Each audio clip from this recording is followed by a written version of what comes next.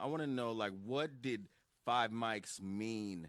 All right, well, when you say five mics, you got to reference the source because that's how the source rated albums back in the day. That was the source branded the mic. That graphic was dope. Like you would have an artist like release an album and get four mics, and they would tattoo four mics on their arm. That's just how much it meant. But no, it meant everything because there was no internet. You got to remember these magazines.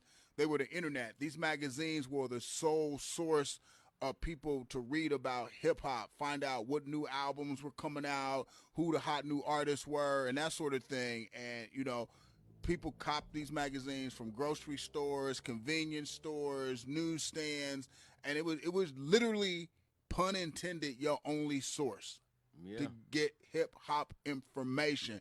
And so an album review back in the day like meant everything because this was back when rap artists were actually putting out albums and this is how albums were sold. You had to have an entire body of work, and then you put that out. Nobody was putting out singles at a time back then. That was unheard of. You had to put an album out, and that review meant everything. Like it meant everything to the artist because it was validation and credibility.